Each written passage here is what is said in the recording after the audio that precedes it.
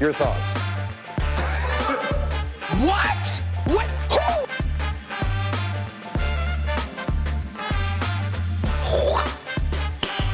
Who? Nice.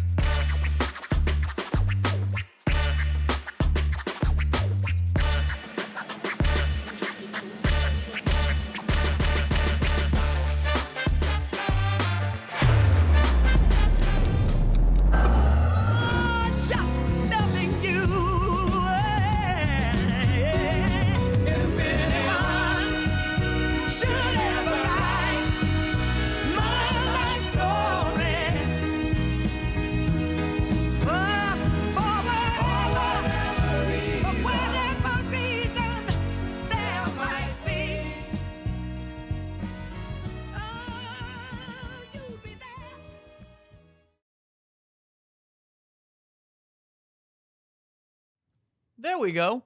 What's going on? I'm telling you what, the last couple of days with this camera has been something else. Good morning to all of you. 9:03, a little bit of change on this Tuesday morning. We got a great show for all of you. Coming up in just about, 30 minutes or so, we're going to be talking to Shannon. We're starting our conversations again with the Home Builders Remodelers Association of the Metro East, and really excited to get their insights back on the show, especially with all these new innovations coming into the trade industries and just, construction alone. So we're going to be talking to Shannon about some of the things the association's doing, plus some really great projects that are coming down the pipeline that I know that you guys are probably going to want to hear about. Then at 10:30, we're going to be joined by candidate for state representative Jay Keevan. He's going to be joining us to fill us in on his campaign and how he's feeling ahead of November 5th. I cannot believe that we are less than 3 weeks away from the election. It's kind of wild to think about. It feels like we've been on campaign mode for 2 or 3 years now, and just to finally get it all the way, to the finish line is going to be, I'm sure a big sigh of relief for, so many, even the candidates running. They're probably worn out at this point in time, but Jay's going to join us, fill us in on how he's doing, and fill us in on his campaign, some of the things he's hearing about, and some of the things affecting his potential constituents. So we'll touch base with him at 10:30. But at 9:05, here's what's happening around the Riverbend. Make sure you sign up for that daily email update where you can join myself and over 70,000 people that get an email called Around the Riverbend Monday through Saturday. And you can get that by putting your email address in to the sign up box and clicking on the daily email update notification tab. This story has really just gained national attention. Bath & Body Works has decided to discontinue its snowed-in candle following criticism on social media for its design, which some users claim resembled a Ku Klux Klan hood. The candle's label featured a stylized paper snowflake that drew comparisons to the robes worn by a KKK member, the Notorious Hate Group. The backlash led to the swift removal of the product from both the company's website and retail locations. In response, Bath & Body Works stated that the design was unintentional and expressed regret for any offense that it was caused, emphasizing their commitment to addressing mistakes and listening to customer feedback. But man, talk about a marketing failure that just gained national attention and dominated our news site just yesterday and became our most trending story. Also in the news today, from our North Alton Godfrey Business Council Spotlight, Sydney Sinks filled us in more on the Alton Cracker Factory, which is known for its scenic views and upscale lodging. It's become really just a significant attraction in downtown Alton, and owner Mike Kelly, who purchased the property in 1998, faced tough decisions after storm damage prompted a restoration project, and after returning from military service in 2011, Kelly collaborated with local contractors to revitalize the building, which now welcomes visitors seeking comfortable, comfort and affordability. My apologies. Emphasizing community involvement, Kelly engages with various local initiatives, encouraging aspiring entrepreneurs to embrace challenges and connect with groups like the North Alton Godfrey Business Council.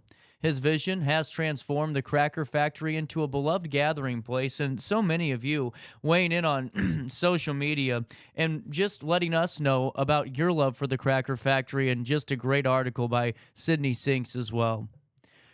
Also in the news today, the James Best Foundation, a nonprofit dedicated to granting dying dreams to adults age 21 to 65 facing terminal illness, will make Granite City resident Keita Miller's wish come true. Miller will meet Jelly Roll at his concert in St. Louis on October the 23rd at the Enterprise Center.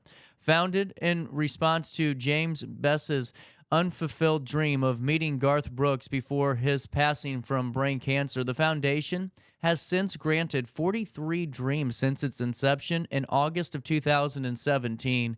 The initiative aims to bring joy and hope to those in the final stages of their life. Also in the news today, the St. Clair County Health Department is investigating a Shigella outbreak, if I'm pronouncing that correctly, linked to the Longhorn Steakhouse in Fairview Heights. This has been in the news for a couple of days. It's impacted at least 24 individuals since late September, and as of October the 11th, 24 people have tested positive for the bacteria, with an additional 44 reporting symptoms consistent with shigellosis after dining there. Again, if I'm saying that right. Among the affected, 9 have been hospitalized. In response, Longhorn voluntarily closed the location and is cooperating with health officials. Staff must provide 2 negative test results before returning to work, and health officials urge anyone with symptoms or anyone experiencing what they believe to be symptoms after dining at the restaurant to seek medical attention. The second annual pickleball tournament at Lions Park in Jerseyville attracted a sold-out crowd, benefiting Treehouse Wildlife Center. Held over the weekend, the event featured 32 participants divided into 16 teams. Tournament coordinator Ariel Niemeyer noted that the event's growth from a casual gathering last year to a popular competition this year, with plans to accommodate more players next year. The Treehouse Wildlife Center is dedicated to wildlife rescue and rehabilitation, appreciated the support. Niemeyer highlighted the sport's accessibility and praised the city's investment in local pickleball facilities, contributing to the tournament's success and reinforcing the sport's popularity.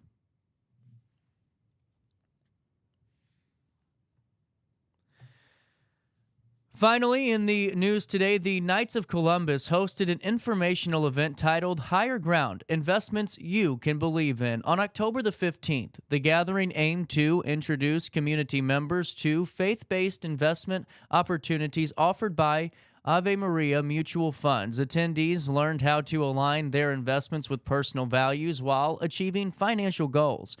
Reflecting a growing interest in ethical investing, representatives from Ave Maria Mutual Funds and Edward Jones Investments provided insights into mutual funds and general investment principles. Scott Mandrell from Edward Jones emphasized the importance of empowering investors with knowledge to support companies that share their convictions.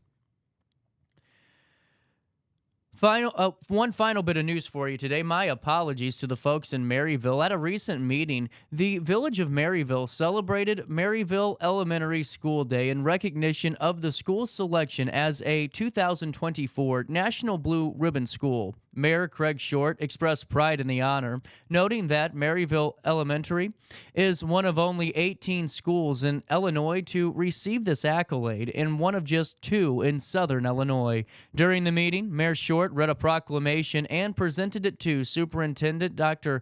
Mark B. Skirdick and Principal Doug Kirk, with staff present to accept on behalf of the school community. A congratulatory message was also displayed on the village's digital marquee before the meeting.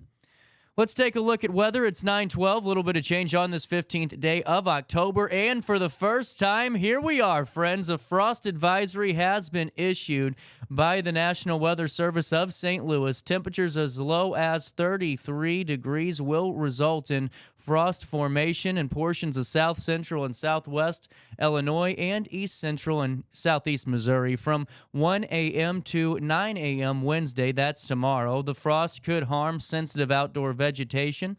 Sensitive outdoor plants may be killed if left uncovered.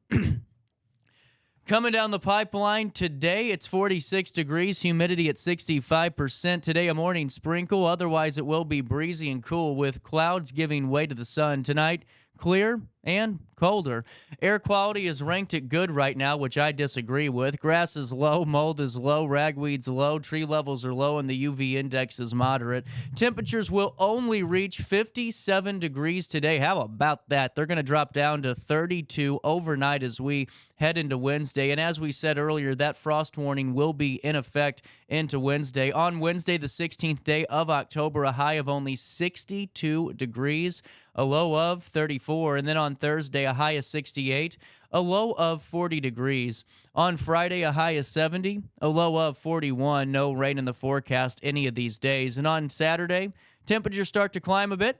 High of 75, which I'll take any day of the week, and a low of 44 degrees. But that's a look at the next 5 days, and man, ain't no better time to watch a Halloween movie, and that's the question of the day. Hey, does anyone want to sponsor that? If I think we got to talk business. If any business owners watching and wants to sponsor the question of the day, that's what we're going to start doing. What's your favorite Halloween movie? Weigh in. You can weigh in a couple of different ways. CJ at RiverBender.com or answer it on one of the social media live streams. But this is a perfect next 5 days to watch your favorite Halloween movie and also stay up to date in real time all the time with RiverBender.com/weather so you know when to grab those plastic bags and cover up those plants and make sure the frost don't get them. You can also call 618-465-4545, this time powered by Tom Lane. He is your local State Farm agent. Hey, before we take a quick break at 9:14, there's no better time, speaking of watching Halloween movies, than,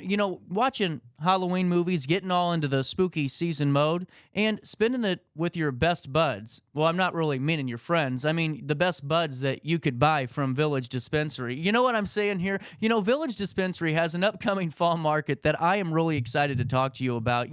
What I think's great is the fact that Village believes in that Village mentality, where they're all about giving back to the community and helping out when they can. And coming up in just a few short days, it's their Fall Bash for a Cause, and I'm really excited to be a part of it. We're going to be live on hand for that one, too. With this Village Fall Bash for a Cause, there's going to be sales all day, cultivator pop-ups, local vendors, promotions going on. I'll be there. That's not really a sales pitch. I probably should stop telling people that. Fall-inspired booths, costume contest, and just a lot of fun. Plus, all throughout the Fall Bash, plus going till November the 26th, I believe. I told you yesterday. I'm going to get them back on the show, and we'll ask them about the cutoff date. The Feed Your Neighbor food drive, where you can bring in a bag of non-perishables for a discount of 10% on your purchase, benefiting our local food pantries. That's what I think's so cool about Village Dispensary. It's not just about being a dispensary, and having the product. It's about really loving where you live and loving where you invest. I mean, what they've brought into the area has been great for everybody. So why don't you go out, be a part of this Village Fall Bash for a Cause, Saturday, October the 26th, 12 to 5 p.m. at 110 Northport Drive in Godfrey. We'll be live from 1 to 3 on that Saturday, and we'll be bringing you all that coverage. It's the Feed Your Need food drive, and we'll see you then. That's Saturday, October the 26th. But in the meantime, you need to pick up your latest inventory by going to villagedispo.com. That's villagedispo.com. But once you go in and place your order, don't forget to tell them that you know who sent you over their way, because, as always, it's a joint effort. Hey, why don't we do this? We'll take a quick break. We'll come back with more of our daily show on this Tuesday morning right here on RiverBender.com and Roku TV.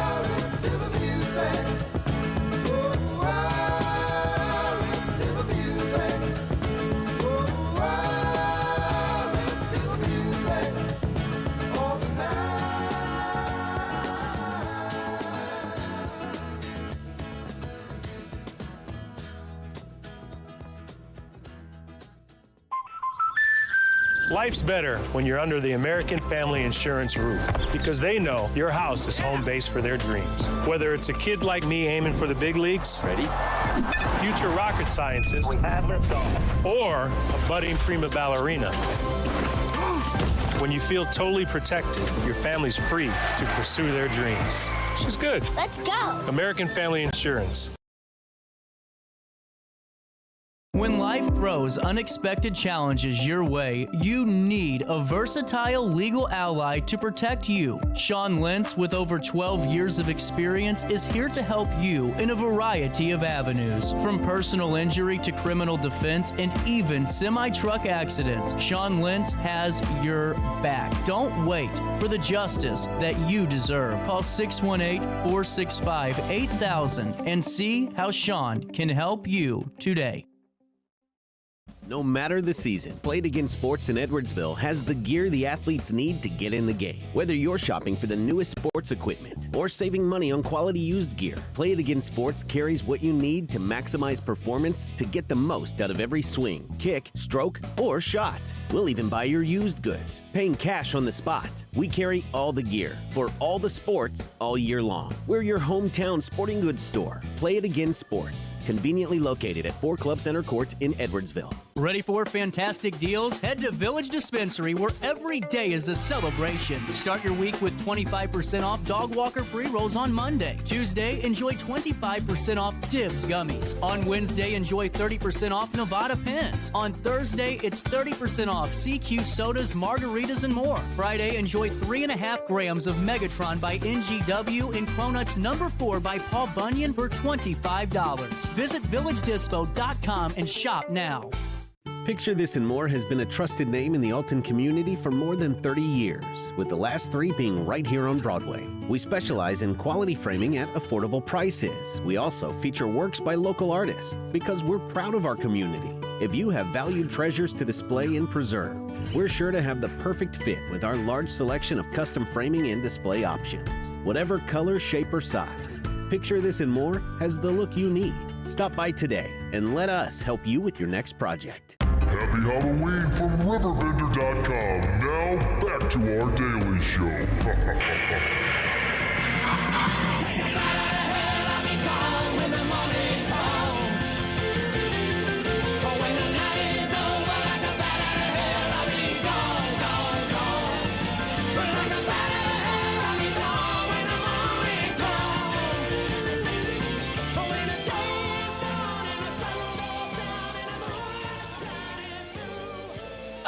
Welcome back, 9:20. Oh, wait, Shannon's not coming on yet. We got 10 minutes until we're talking to Shannon.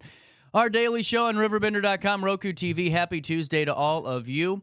And, you know, I am just, like, loving life now that this migraine's gone away. It's been kind of nice, you know, and I'm excited to keep working today. You know, it's been one of those really good things to have. Hey, wanted to ask you, how do you protect your plants? Did you do the bag thing? You know, I mean, while I have you, I figured I'd ask. I don't know if I have any I really got to worry about. I mean, I have some lilies and stuff, or some daisies, and then I have a hydrangea. Do I have to put it on that too? I'm curious, seriously. What do I need to cover with the bag with the frost coming in? You know, it's one of those things you don't prepare for, and then you realize you kind of ruined it. It's not. Anyway, okay. Coming down the pipeline in terms of events this week, but please help me out. On October the 15th, that's today. Hey, stop by Hainer Library. They have this really cool cookbook club I wanted to kind of fill you in more about, too. We have a couple of events to talk about. And what it is Mary was filling us in. It's the Magnolia Bakery Handbook. It's that complete guide for the home baker, and it's baking made easy with 150 foolproof recipes and techniques by Bobby Lloyd, who is a chief baking officer. Really what this is you go and join them. It's their first cookbook club event. You choose a recipe from the cookbook that's on display and register on the sign-up sheet. Hainer Library staff will mark your recipe and make a copy for you to take home. Now, you can create your masterpiece, bring it in to share with the cookbook club next event. Man, say that one 8 times fast. Please bring the recipe copy to display next to your creation. whenever the event is. So coffee, tea, plates, and utensils will be provided on Tuesday, October the 15th, the Magnolia Bakery Handbook by Bobby Lloyd, and then on Wednesday, December the 11th, the next event will take place. But this one is today from 6 to 7:30 p.m. It's a great one. Just stop by and see it. It's the first time they're doing this, and I think it's a great thing to add on to the Hainer lineup. Also happening at Hainer tonight, for all you wrestling fans out there, Ed Wheatley, who's been on the show, he's wonderful. It's really just a great presentation. Wrestling at the Chase. It's an evening with Ed Wheatley, and he really does have just a Rolodex of knowledge. And what he's done to really preserve the history of wrestling at the Chase has just been unreal. Part of that PBS documentary that just really got so much attention. This is going to be at Hainer Library, and it runs from 6:30 to 8 p.m. This is a conversation with Ed Wheatley, where he'll kind of take you through the ins and outs of wrestling at the Chase, and really he'll take you through that PBS documentary that he was a part of and really just spearheaded to. So best-selling author, a film producer, sports historian, and really just something that you're going to want to be a part of if you love pro wrestling, or you just like that type of stuff too, and you remember your grandma watching it or grandpa, you name it, you watched it. He's really good, and I think there will be a question and answer portion, and he does have a lot of answers to questions that I don't even think we could think of yet, Hey, wanted to fill you in on a couple of more things that are coming down the pipeline this week that wanted to make sure you knew of. So at Riverbend Axe Throwing in East Alton, I keep seeing this and wanted to kind of fill you in. This is ladies' night, and this is 5 p.m. at Riverbend Axe Throwing, and I believe, let me click on this. So every Wednesday, they're celebrating you with 50% off your axe throwing. Come out and try their new system with no extra cost. Anyone that attends Ladies Night gets specials on drinks. You can go and reserve your spot by clicking on the RiverBender.com event calendar, clicking on that link to book where it says book now. So wanted to fill you in. That's just a fun one to do. That's on Wednesday. It's a weekly event. And that's a Riverbend Axe Throwing. Hey, at Hainer Library on Wednesday, too, at 6 p.m., this is a really good one to be a part of, really for all ages. This is avoiding scams and scammers, and it's how to identify scams and what to do to you if it happens. I'm working on a fun scam interview because there's so many people now that, technology and all these young people that are not named CJ Nacello know how to use it. These people are hacking into these scammers' phones and, going into the call center and hacking into the security camera. And then what they're doing is like talking to the scammer on the phone, acting like, an older person going, well, can you look at your computer? And when they do, they see the security camera feed of the call center and it freaks them out. It's nuts. Anyway, I'm working on that one. But in the meantime, this is really something you guys want to learn about because especially and just me personally, my grandma was getting phone calls from people saying, hey, grandma, it's your grandson and I'm in jail. I need you to bail me out. There's so many bad scams out there. You can click a bad link and then all of a sudden you're buying something or you're giving them your credit card information and just things that you need to be aware of. So scams come in all shapes and sizes, and as scammers come up with new creative ways to adapt to changing technology, they're becoming more and more prevalent. According to the FTC, there were 2.6 million fraud reports in the United States in 2023 with 10 billion reported lost. That's the highest amount ever. To register for this event at Hainer, 1-800-613-3163. That's 1-800-613-3163. That's on Wednesday and at 6 p.m. But just another really good opportunity to really learn some great information. Also, coming down the pipeline on Thursday, there's a ton of stuff. The Alton Apartments For You Trunk or Treat takes place at 5:30 p.m. if you want to get your little ones out there and get in the Halloween mood a little bit ahead of time. And then the Village of East Alton's Trunk or Treat takes place this Thursday at 6 p.m. at the Kiesler Complex. You don't want to miss that one. The Flock Fall Market for October takes place at 6 p.m. as well at the Flock Food Truck Park and Bar in Alton. And that's at 6 p.m. Do I have time for one more? Okay, cool. Actually, I got time for 3 more. On Friday, mark your calendars too for the Raging Rivers Haunted Trail. Make sure you guys go check that out. That's really cool. And those folks put a ton of work in to make that happen. That's not an easy landscape to kind of, groove through and get the walking path for. So go out there, 6 p.m., the Raging Rivers Haunted Trail, the Fall Reading Retreat. Mary Cordes was filling us in on that from Hainer. That takes place at 6 p.m. The Buzz Tones are playing at Post 1308, VFW Post 1308 in Alton at 7 p.m. on Friday.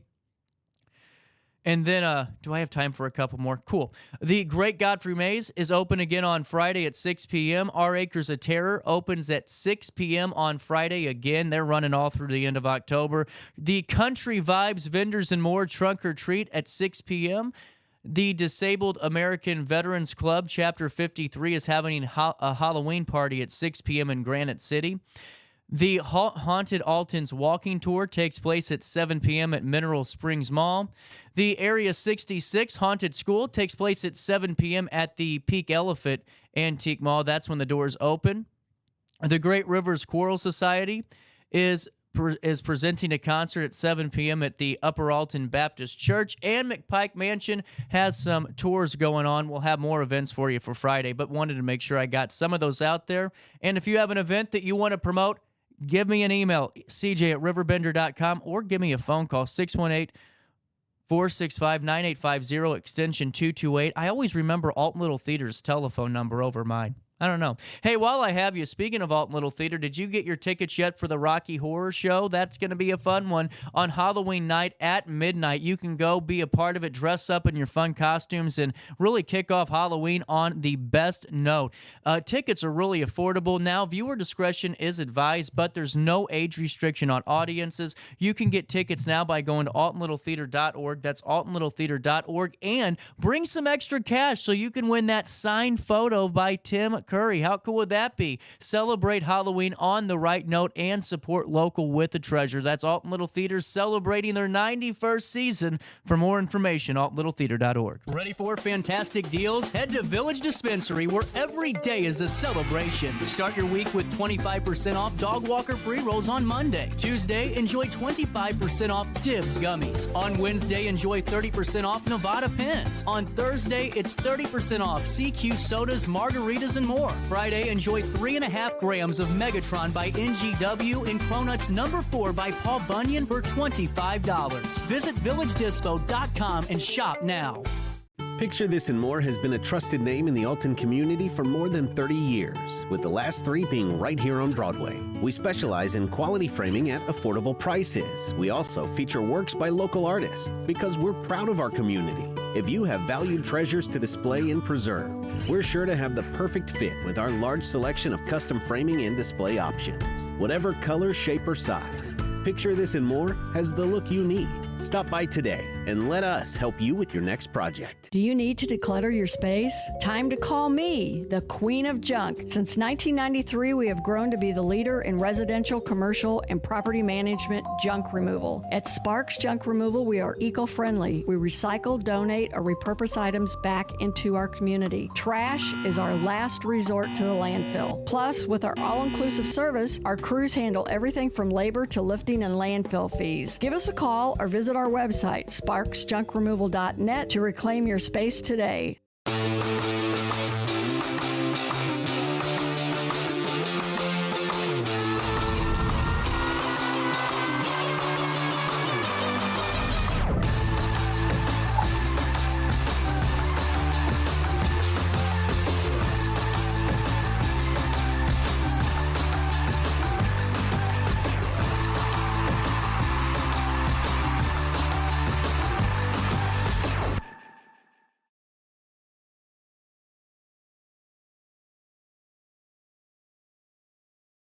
Looking for the best barbecue in Madison County? Head over to Carver's Barbecue in Godfrey, Illinois. From loaded barbecue nachos to mouth-watering pulled pork, brisket, ribs, and more, Carver's serves up award-winning flavors you'll love. Family-owned, Carver's is all about fresh, made in-house dishes served daily. Come visit us at 2716 Groveland in Godfrey, or give us a call at 618-467-9999. Order online, get it catered, or stop by for the best smoked meats around. Where great flavors meet family tradition, you'll find Carver's Barbecue. Happy Halloween from RiverBender.com. Now, back to our daily show.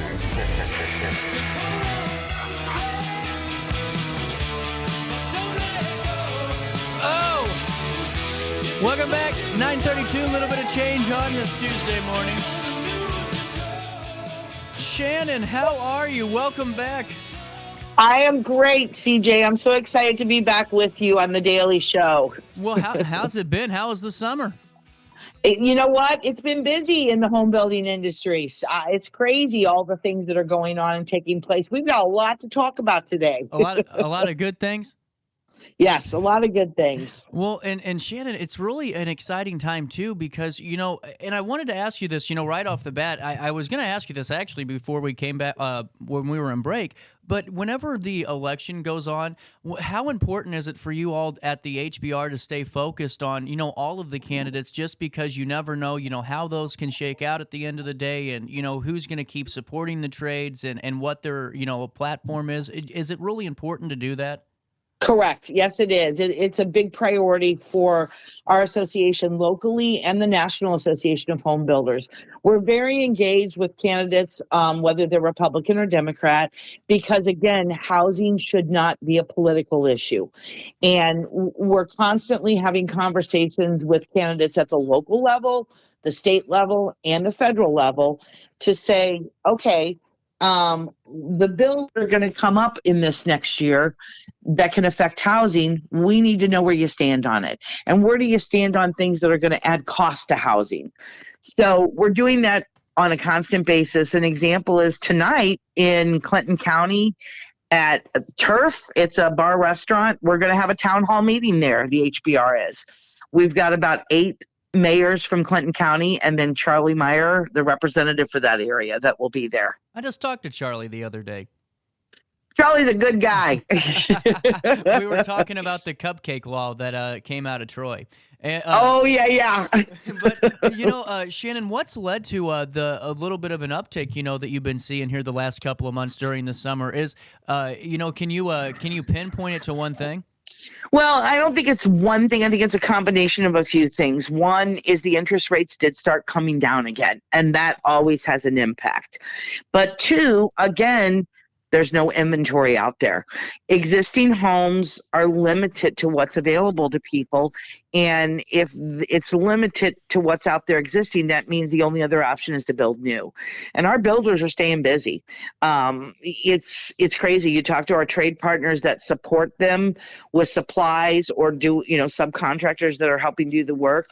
They're busy. They're not sitting at home, collecting unemployment. They're busy. Right. Well, and another thing I was going to ask you about that, because that's really become a topic, is that inventory issue. Have you guys looked into or had the conversation of, how do you build new if, if you only have a limited amount of land? I know there's a lot out there, but has that ever been talked about with the big organization? Well, here's what the discussions have been. Many of the municipalities several years ago went to minimum square footages on lots and homes sometimes that are larger than what they used to be, right? If you look at homes that are 50 years old, they sit a lot closer together, or they sit on smaller lots.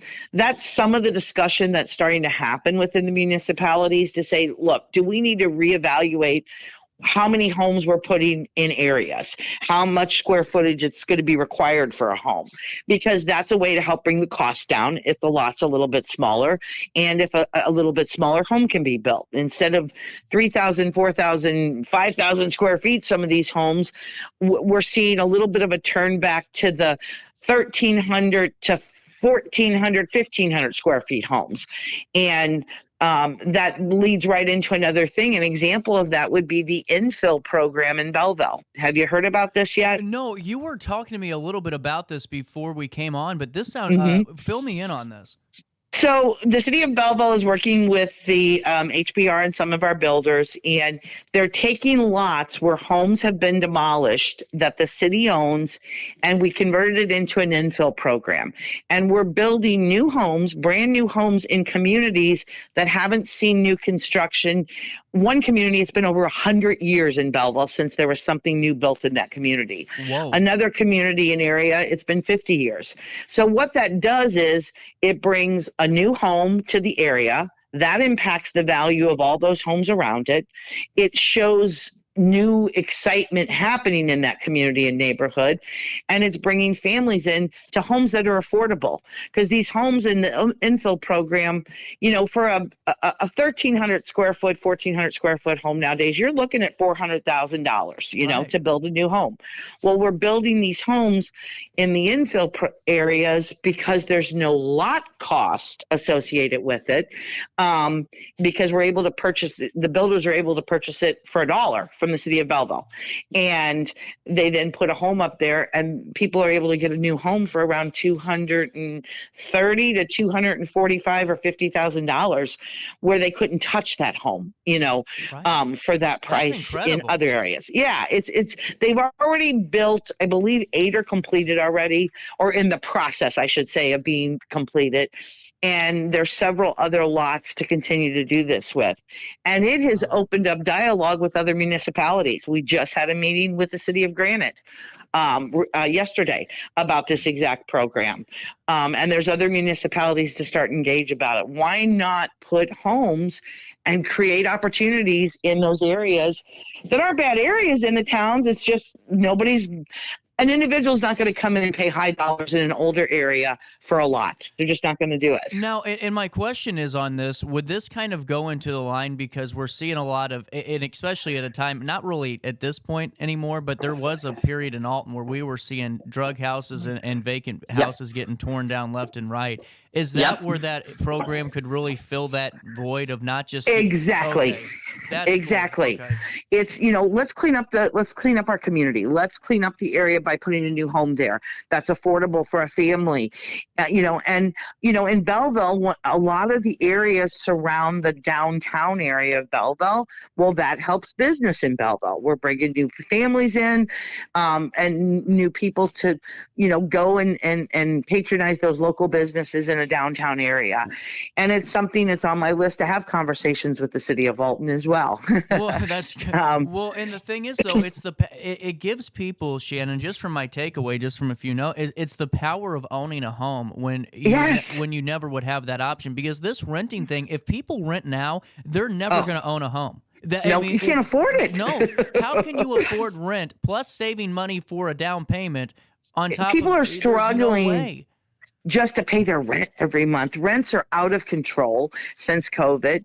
And it's, young people especially have lost the American dream vision of owning a home someday. They've kind of given up on it. So we are constantly, as a national association and as a local association, working on ways that we can change that narrative. And it's not going to happen overnight. It's not going to be snap our fingers and the miracles happen. But we have to continue to look at these kind of projects and programs to say, how can we keep moving forward? Now, my question is, can you use this program? Like, let's say I use the infill program, and I also know that, let's just say that you get this going in Alton, just to help my situation. And I know that Madison County has a first-time homebuyers program. Can I use the grant from Madison County and be a part of the program? It's very possible. It's a matter of working all the details out with each municipality is set up differently to what kind of incentives they have available, to what kind of structure can be done. So it's a community conversation, but more than likely, yes. An example would be I'm sorry, I lost my train of thought. I'm getting a beep on my phone. In the Belleville area, we've had some incentive given because some of the homes are union built homes, have even been given by the union to the homeowner. So there's all kinds of incentives and things we can do.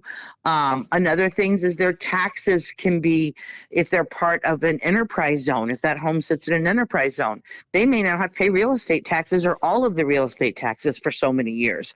So there's all kinds of things like that each municipality has in place, and then we work with them to coordinate that and work out the arrangements between the builder and the community, and then with the homeowners.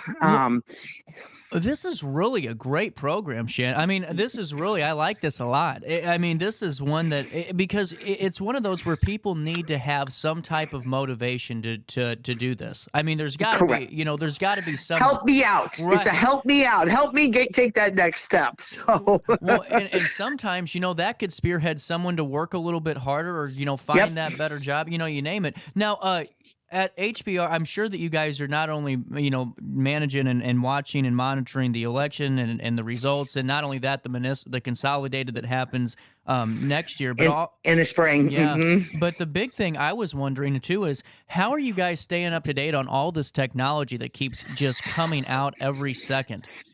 You know what? What's incredible is that we have the National Association behind us out of Washington, D.C. As an organization, our national headquarters is very in tune to everything that affects the housing industry, energy codes, energy efficiency on homes. We talked last year about IECC 21 and the impact of the costs. Well, 24 has just been released, and we're very hopeful that 24 is going to go into effect very quickly in Illinois next year, and it's going to help bring down some cost on those homes again, but yet still be even more energy efficient than the previous code. So that's all part of the support that's provided to us from National, and they're supporting 700 chapters like our chapter here, the HBR, across the country. Wow. Well, and that's what, I'm just seeing this shit. And even the national organization to stay up to date with all of this. I mean, it's actually kind of alarming how much is coming at us. And now, how important is it for consumers with all of these new products to kind of stay up to date and really know, who is doing their due diligence on their testing? Yeah, and that's what you just said is so important. It's doing your homework as a consumer, and kind of the HBR locally, we've done that for you, right? If I tell consumers all the time when I have conversations, if you're not sure about a company, or you're not sure if it's an out of town company or a local company, solar is a perfect example. There's some great local solar companies providing solar panels for homes. Yeah. Unfortunately, there's a lot of companies that come from out of town that nobody knows or doesn't have as much interaction with, and sometimes it's not the best fit for the consumer. And I am all about promoting local. Stay local. Work with our local builders, our local solar installers, our local plumbers. There's about 240 members in the HBR here in the Metro East that are Missouri and Illinois companies that are all local, and they go through a vetting process. Not that every company's perfect. There's always going to be hiccups, right? Right. But you can know that they've gone through the vetting process with our association to say we have expectations, and they have to be local. They can't be from Utah driving in and I'm going to canvass 4 neighborhoods and put solar panels up on your house, So those guys are the worst. I mean, there is nothing worse. I could tell you many horror stories, CJ. We could talk a long time about that. But you're safe when you stay local. And if you want references, they can always pick up the phone and call the HBR office. They can go to our website. There's a directory there of all of our members. I think it's really good to point out, too. I mean, what you guys are doing, especially with the directory, is, I think, in a way, raising awareness to young people about the job opportunities or just the potential that could be if they decide to go down a trade path. Yep. And the trades, last year when you and I started talking, we were just starting to crack that egg, right? Mm-hmm. Where the public was becoming more aware of how much of a need there were. We have come leaps and bounds in the last year. People are getting it. Politicians are getting it. And there's a couple of examples I'm going to give you. We were fortunate enough here in this area. There was a $25 million grant given to the Collinsville Area Vocational Program, which is CAVC. And they are building a brand new, expanding their trades programs and technical programs, brand new building across the street from the existing high school campus. And we also got $10 million added to the budget to support trades throughout the state of Illinois. So the trade jobs are there. If there's anybody looking for a job, even if you don't have the experience or the training, The unions will provide that for you. Whether you're going into the electrical union or the plumbers union or the carpenters union, painters union, welding union, I can go on and on and on. They will provide you the training you need, and you get paid to do a job at a very good wage at the same time. Well, and that's why, to me, this is, so many people always think, college, I gotta go, which it's, hey, for some people, I get it. That's right. But not everybody's built for college. And Nope. Take a chance. There's so many different trades out there. And now, are you guys monitoring the AI kind of craze here and what it's doing to trades? To kind of, is it going to streamline some of this? Is it going to make it? You know what it does is it streamlines some of the processes.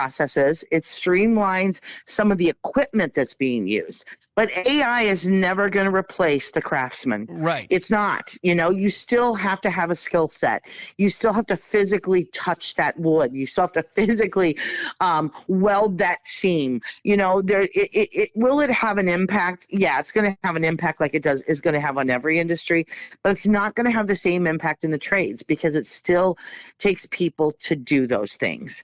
We're seeing it more on the design side, the architectural side, and that really makes sense because that's all computer-based, right? Everything. Right. And there's a lot more capabilities for those people in those arenas with AI and the different things that can be done. With what you're doing now with the HBR and just some of the folks you've talked to, I know that you have chances to talk to students. What are their interests kind of gauged at right now in terms of specific industry? Is it electric? What are they kind of wanting to do? We're seeing a big surge in aeronautical, which is also part of the trades. Wow. And that's got to do with some new programs that Boeing and 2 other aeronautical companies have set up shop in St. Clair County near the base. Manufacturing's on the rise again, tool and die cutting. When I talk about manufacturing, designing the machines that make the parts, designing the parts themselves. And we're seeing a rise on the hands-on trades, electrical and carpentry also in the building area and electrical. So it's funny because last year talking to students, I'd get one that would raise their hand. This year already, this school year, I'm getting 3 to 5 kids raising their hand that they're interested in the trades program. That's so awesome. It's starting to catch on, We got to keep talking about and having those conversations, though. These kids don't realize the great wages they can earn and have no debt. Exactly. No college debt over their head. So, if they start at 18 years old when they get out of high school and they put their 20 years or 30 years in, at 58 years old, if you got 30 years in, you can retire. Right? Right. Well, and the thing is, I mean, it's just, it does so much too. I was kind of wondering for a lot of high school students, to do, and anybody, when you're doing a project and you're working on a team building something, and whether or not or you're doing something to, wiring, you name it, to see that project completed does a lot to the morale. And right now, my generation is like depleted morale base. It's like there's a malaise on this country, type of thing. But it's, that could really help. I mean, these jobs help motivate people. Well, and it's funny you say that because when you talk to my builders and contractors and even electricians that have been in the business 30 years or more, they say that they still drive through neighborhoods and go, yep, I helped build that house. Yep, you see that restaurant over there? I did the wiring on it. And they remember, and there's a pride that goes along with it. And it's a physical thing that you can always reference back to. And think about people that build homes, the stories and the families and the memories that are developed over generations sometimes in those homes. And those builders, they're proud of that. There is a pride that goes with it, and that's exciting, and it's something that we need more of. Well, and Shannon, I know that you're busy and we got to keep moving, but before I let you go, Home Expo 2025, my apologies. Yeah. We're already got the dates planned. Yeah, it's March 7th, 8th, and 9th at Belle Claire Fairgrounds.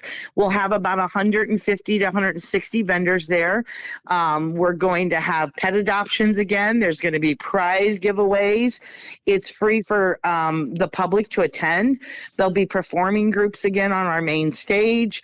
There's a lot going on. It's an event. It's a family event. And it's filling up fast. We're probably going to be sold out for this expo for vendors by, I would say, December. December. So if there's any vendors out there that you're thinking about doing this home expo, we had about 10,000 consumers come through the door in March of 24. We expect that same kind of participation this year. If you're thinking about getting involved in the expo, you need to do it quick. Contact the HBR office at hbrmea.org or make a phone call and we can get you in the show. Absolutely. And Shannon, before I let you go, anything else that I need to talk about today with you? I'm going to give you a teaser for next month, and we're going to really talk about it. We're going to talk about the Wish Home next month, and that's all I'm saying. There you go. That's a tease for what's to come. Hey, Shannon, always great talking to you. I'm glad we're getting our conversations back going, and excited to talk about this really great project next month. Sounds great, CJ. Thanks for having me. No problem. 9:52, a little bit of change. We'll take a quick break. More Daily Show after this.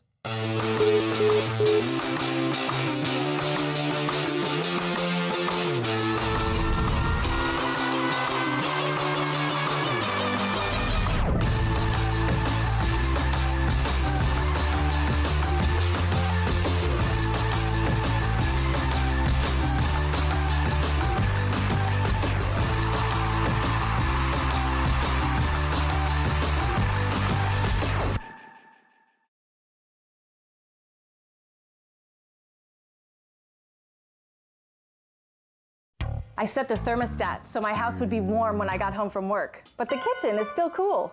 At Barrett Heating and Cooling, we stand behind every Lennox system we sell. My dealer said he'd take care of everything. At Barrett Heating and Cooling, we understand everyone wants prompt, professional service. Turns out it wasn't my furnace after all, just a little something blocking the vent. Pretty smart dog if you ask me. For service you can count on, call Barrett Heating and Cooling. Lennox, innovation never felt so good.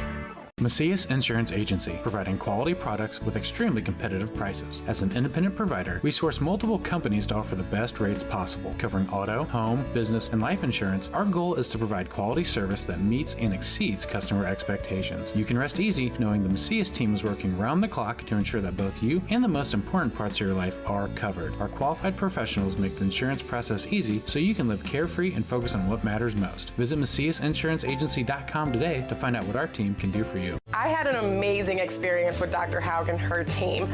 I came here when I was 10 years old to get my braces on. Now I'm 28 years old, braces off, and I get so many compliments on my smile. It's helped me thrive in my career as a news reporter, and also as Miss Missouri USA, I took the stage with confidence, knowing my smile was going to make me look like $1 million. I've never felt better and more confident because of my smile.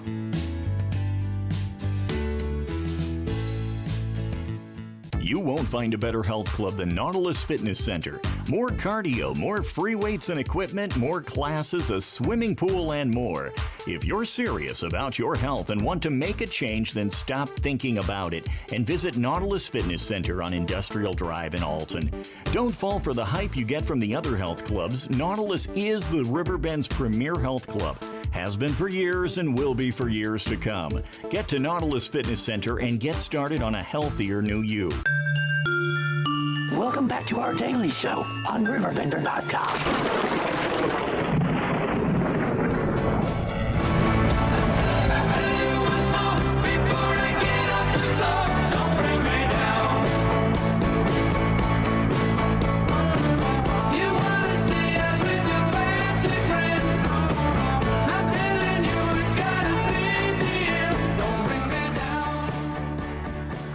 Welcome into our daily show. You can pull that as close as you want. There's a lot of line to that. 9:28, little bit of change, and coming down the pipeline in just a couple of days. We are almost here. The Halloween parade, my friends. How are we doing today? Good, yourself? We're doing great. Thanks for having us. Steve and Greg are in the studio, and that means it's time to talk. How 126 this year? No, 107. Oh, 107. What did I get 126 at? I have no idea. I'm just testing you.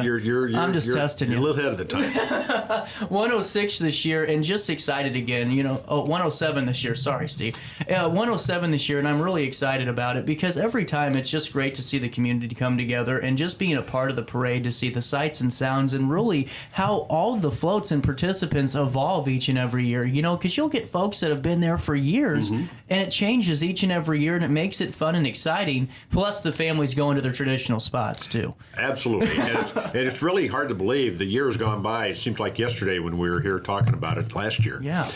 So this is the 107th, and you're right. I mean, it's every single time you go down there and see the parade, something new is always down there. Well, and honestly, what's the association looking like right now just ahead of the parade? Is it one of those things where you're just looking at the eye of the storm and you're ready to tackle it? Or is it such a machine at this point that it's just, you know, a normal Monday a couple of weeks out? Well, we start actually back in July. When we start planning it, we actually have meetings in March. In September, not March. March is for the Memorial Day parade. Memorial Day parade. September for it's Halloween. A long Monday. Yeah, it's a long Monday. Lots of parades. But we actually start meeting on a regular basis in early September. And we've had a great committee. We've had it for years, and everyone pretty well knows what their job is. And so all we really have to do is get the applications out and put them together, and everyone knows just exactly who to call and what to do, and it runs like a machine. Absolutely. Yeah, and we were talking, Steve, the other day in the office, and I heard that, Greg, you are now looking to man the fort here next year. Attempt to. And you know, honestly, you know, what is your kind of thought about that? Because to me, I always think a little bit deeper about it because it's such a historic parade, and there's so many lineages behind it and so many traditions. It's got to be a really great feeling, you know, to kind of have that responsibility with East End, you know, behind you too. Absolutely, but like Steve said, it's a pretty well-oiled machine right now. Our communications are primarily through email. Alton Halloween Parade at gmail.com is our email address if anybody's interested in reaching out and asking about questions on entry to the parade.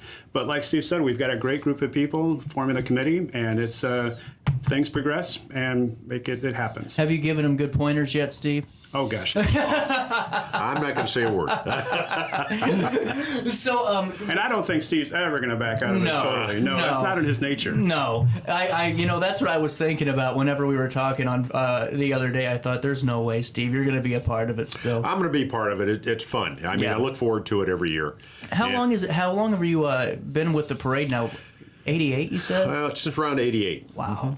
It's incredible. Now, I haven't been chairman on it since 88, but I've worked it. I don't think I've seen a full parade since 1988 because I've been working it back in staging, but it's fun. That's really cool. Well, and we have a couple of important dates coming down the pipeline, too, that I know that it's probably good to get the word out on, and that's that participant meeting, correct?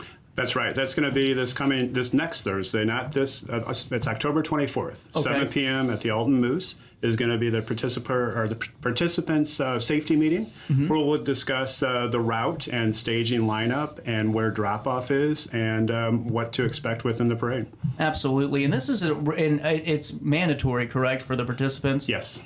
Well, and how many do you have this year? We're close to the mid-45. So last year we had about 37, so it's gotten bigger. I'll say there's probably going to be a few more Jeeps. There's always lots of Jeeps, which people enjoy. Those things got crazy last year with how they're decorating them. That is pretty innovative with the light system and the inflatables in it. That was cool. Yeah. We're going to have some horses this year, too. Now, how do you account for the horses? I've always been curious because I think this is going to be a great addition. Now, what type of horses are we talking here? Oh, it's 2 entries with horses. I don't know the details on the type of horses, but I believe they'll be taking care of themselves, actually. There's a truck running behind the horses from that group. That's really interesting. You know, I've always been I'm fascinated by live animals because no one talks about that whenever they talk, you know, production, because with 45 participants, plus you have horses a part of it, there's a lot of things that the entire association plus volunteers are, you know, having to keep their eye out on. And what do you look for whenever we're talking about parade flow? Is there a formula that you guys have for that to make sure everything's going smoothly? Or we do have a East End members, committee members within each section of the parade, and that try to keep the parade flowing. We do have radio cars from Lewis and Clark that are within each section that we can communicate with and try to give guidance to speed up or slow down. So I think just to keep the flow of the parade is the key to a successful parade. And honestly, last year it flew by really in a great pace, and it was cold last year. It was cold last year. It was cold last year. And, there are some spots where it gets a little skinny, so the floats have to slow down and watch for safety purposes. But Greg is right. I mean, we have marshals in each section, and we try to keep it going as fast as we can. Well, another thing or as smooth as we can. Well, and you guys really do that well, because that's not an easy feat. Whenever you have thousands of people on both sides of the street and then 45 participants and numerous vehicles that are a part of those 45 participants too. Yeah. Well, and one thing I always think is amazing is the newbies that are a part of the parade. What I'm meaning by that is the ones that haven't taken into account that you can't throw out all of your candy before you get past Wally Burger, That always happens. We always get the question asked at the participants meeting, how much candy do you buy? And as much as you can afford. As much as you can afford. Yeah, that's a hard question to answer, because a lot of floats have kids and they're just tossing all the time, and usually they get done early, but that's part of the parade. Well, and another thing, speaking of just some of the participants, my favorite part of the parade has become this poster, because it really means a lot for that student that gets selected, because that poster is featured in a lot of places that thousands of people are looking at, and that's Absolutely. a great resume builder for college to add your portfolio. And do we have a winner this year? We do have a winner, and first of all, let me mention the graphic arts department out at Alton High. They've been making the posters for us for 20 plus years. We do have a winner. His name is Reese, and I will apologize if I mispronounce this last name, Hafferteddy. Did a great job, and we're getting them printed, and we'll have them handed out here pretty shortly. How many entries did you all have this year to go through? Do you know? Oh, there were around 25. That's great. Yeah. Well, and then Alexa Browning is the teacher, correct? That's part Correct. of that? I just think that's really just such a wonderful part of the whole parade, too, because, we always get excited about the 2 hours of fun that, are around us there for the parade, give or take. But the build-up for it is what I think is really exciting, too, when you have those meetings and you're seeing the kind of the gears and that machine starting to work, and then the community involvement in it's huge, too. And coming up, too, on the Halloween parade is one of everyone's favorites, and that's the Rolling Nobles, correct? Are they going to be back this year? They'll be back. There you go. Okay. They have a standing invitation. There you go. What time's the parade start this year? Same time? Same time, 7 o'clock at the intersection of Washington and Broadway. And it's on Halloween. It's on October 31st, Halloween night. I always have to tell people that, because I always ask, they go, when's the parade? It's on Halloween. Yeah, it is actually on Halloween. It is. And the theme is Halloween. Well, That's right. We get that question a lot. Well, one of my favorite stories about the parade is whenever, maybe it was Dr. Vest, someone had a Chucky doll that was paper mache that was like 8 feet. It was huge. And I was so enamored with it, I had to have a Chucky doll at 7 years old. So I made my parents go and find me a Chucky doll on Halloween night after the parade. And I got one, and I hung it up on my sister's door frame, so when she opened the door, he was dangling by his neck right in front of her.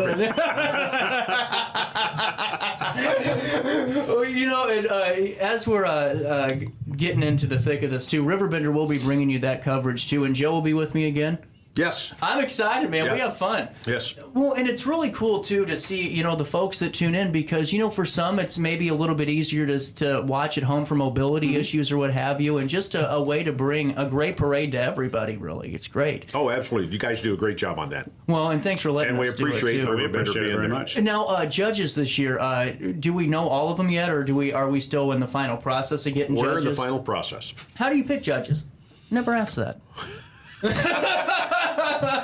Spouses? A lot of spouses, some volunteers, some East End members, and we actually had an actual judge, retired judge last year. So not going to be able to do it this year, but hopefully in the future. So we're always looking for judges. I wondered why no one argued last year with those. You guys got a moment to stick around. Absolutely. We'll take a quick break here at 9:38. Little bit of change. More of the Alton Halloween Parade preview right after this on this 14th day of October on Roku TV and RiverBender.com. Macias Insurance Agency, providing quality products with extremely competitive prices. As an independent provider, we source multiple companies to offer the best rates possible. Covering auto, home, business, and life insurance, our goal is to provide quality service that meets and exceeds customer expectations. You can rest easy knowing the Macias team is working round the clock to ensure that both you and the most important parts of your life are covered. Our qualified professionals make the insurance process easy so you can live carefree and focus on what matters most. Visit MaciasInsuranceAgency.com today to find out what our team can do for you. Picture This and More has been a trusted name in the Alton community for more than 30 years, with the last 3 being right here on Broadway. We specialize in quality framing at affordable prices. We also feature works by local artists because we're proud of our community. If you have valued treasures to display and preserve, we're sure to have the perfect fit with our large selection of custom framing and display options. Whatever color, shape, or size, Picture This and More has the look you need. Stop by today and let us help you with your next project. For the biggest selection of pre-owned cars, trucks, and SUVs in the Riverbend, visit AltonToyota.com or stop by their location on the Homer Adams Parkway in Alton. Winner of the prestigious President's Award, Munganast Burkhardt Alton Toyota knows how to treat their customers, and they will help you find the vehicle that is perfect for you. For years, Munganast Toyota has been a fixture in the Riverbend, and now Munganast Burkhardt carries the tradition. New name, but the same great service you've come to expect. I had an amazing experience with Dr. Haug and her team. I came here when I was 10 years old to get my braces on. Now I'm 28 years old, braces off, and I get so many compliments on my smile. It's helped me thrive in my career as a news reporter, and also as Miss Missouri USA, I took the stage with confidence, knowing my smile was gonna make me look like $1 million. I've never felt better and more confident because of my smile.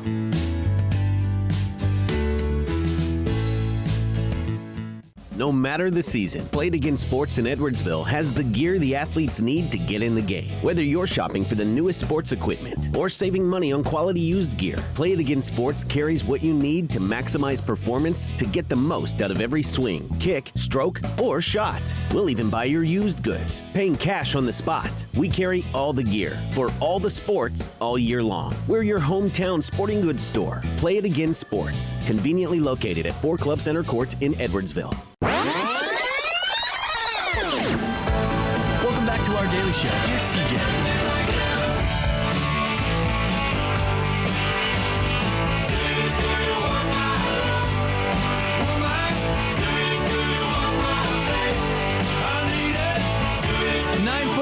Welcome back. A little bit of change on this Monday morning.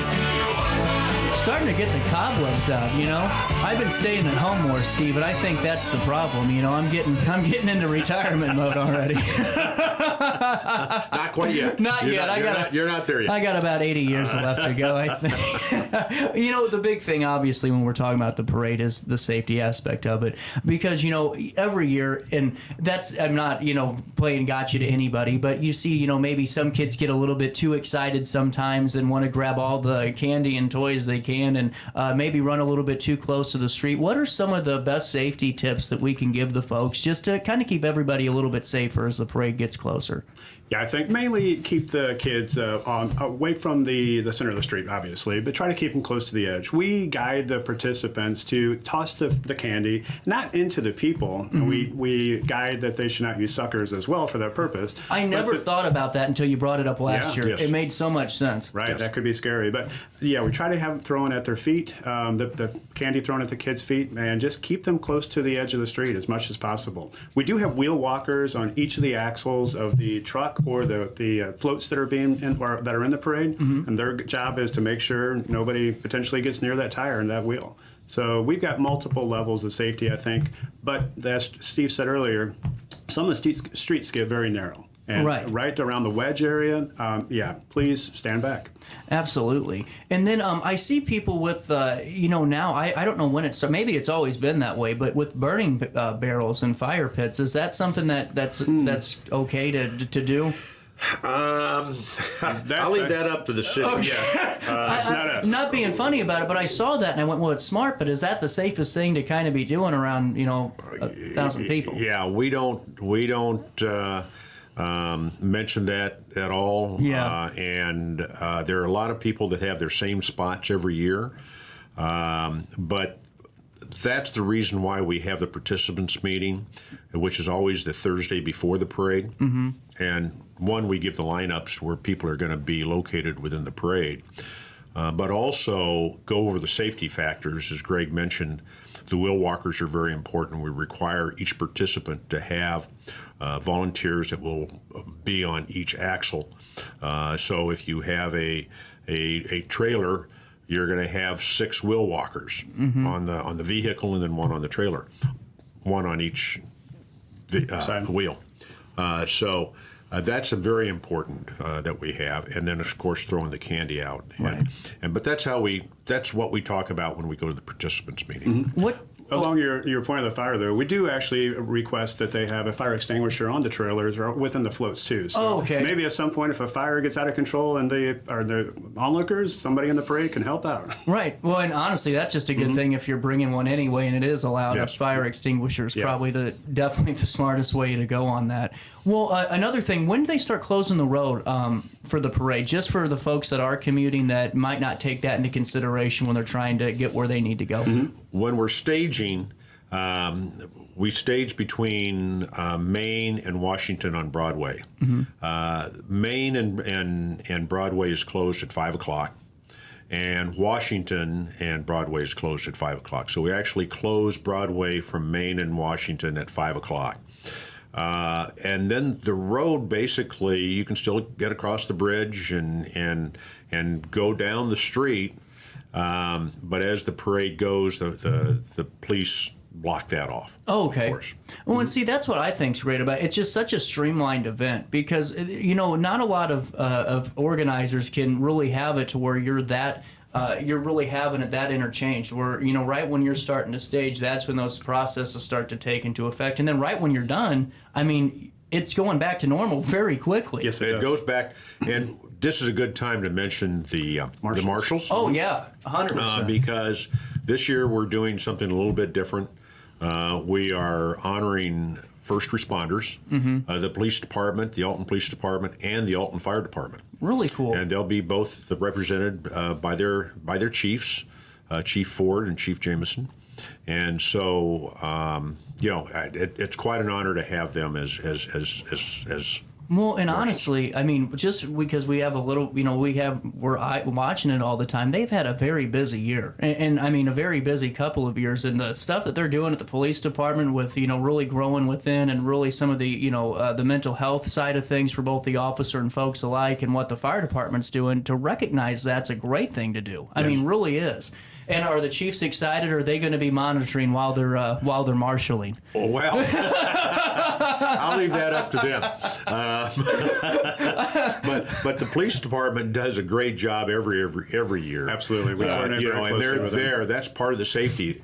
As you walk down the parade, you have police officers throughout. And they do absolutely a fantastic job. And the fire department. Where would we be without the fire department? So 100%. Yeah, we have a representation of the Alton Police Department on our committee as well. So we're that's really cool. very well connected with them. Really cool. And now, whenever we're talking staging, what's the setup point? What's the drop-off point? What's the safest way to do this? And just what are the rules? Because I think sometimes, just when I've witnessed it, there's some confusion that happens every year. And just to keep everyone up to date. I like to describe it as organized confusion or organized chaos, basically. But not really. We have it marked what section we have, section A through F.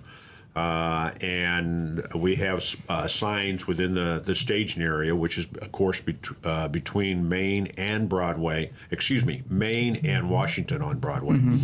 You can only get, as far as participant goes, you can only get in the parade at Main and Broadway. So you cannot come in at Washington and Broadway. You have to come in to the parade staging area at Main and Broadway. We do have a drop-off spot at the Alton Police Department on Washington where parents can drop their children there. And then we have golf carts that can take them back to their cart or back to their float. We do require, if you are a parent and dropping off a child that's younger than 12 years old, someone from that organization must be at the police department to receive those kids. Right. That makes sense. Well, and that just, you have to have that anymore. Right. That's you great. have to have that. Yeah. And, getting back into this too, what I think is great is just the wide range of organizations that you guys have out there. I mean, you guys pretty much have the gauntlet of any industry, nonprofit, neighborhood, household, Yeah, it's just absolutely. amazing. And what do you attribute that to? I mean, because not a lot of parades really have the problem you guys have, which is the amount of participants in a good way. Because this is, I mean, you look sometimes and it gets pretty light and maybe the same folks each year, but it seems like it really does grow and it's just really a unique formula. I think because it's been around for 107 years. Yeah. And people have seen what the product is and they want to participate. So, we've got the senior youth, junior youth, family organizations, and commercials, and each section gets equally filled up. So, absolutely. And if you build it, they will come. That's right. Steve, what are your thoughts, man? I think Greg hit it on the nose. Since 1916, we've had this parade, and it's gotten to be a community event. And it's fun to do. It's expected within the community, and it's one of the best things I've been involved in. And that's what I just think's great too, is just seeing the kind of the passing of the torch in a way, and Greg taking over as the chairman, but also just the legacy that all those other board members and East End Improvement Association members have had with their families, and the legacy that they've had with the parade too. I'm sure there's so many stories like that. Am I kind of onto something there with that? Because it just seems like that kind of generational organization. Oh yeah, absolutely. It's just absolutely. Incredible. Well, and coming down the pipeline too is as we're getting in just to the kind of final moments of this conversation at 9:50 this morning, just getting into some of the parades. Are there any or the floats? Are there anything that a float can't have? Because I know, I mean, that flame last year could have warmed up the ice caps out there. I mean, that could have been really it, and it was much needed when it was 32 degrees. But is there anything that you guys always say don't do? There is a height restriction, obviously, for any overhead power lines and such. Yeah, that but makes that's sense. really the only major constraint. Just a lot of guidelines Really? and focused on safety, I would say. Really cool. Now, what do you think they're going to come up with this year? Because I don't know how much more creative we can get other than fire getting shot out of dragons and. You don't know. You won't know until you get there. Do they ever send you like previews of it of like what's to come? We on the application we do request a description of what their float's going to be. So that's the kind of the extent of the insight we have onto what's going to be there. I wonder what the extended forecast is going to be. Have you taken a look at it? Have you got? I did take a look at it. It only went through the 28th, but high 70, low 50, 20% chance of rain. That's my prediction. Let's hope for the that would be nice. It was cold last year.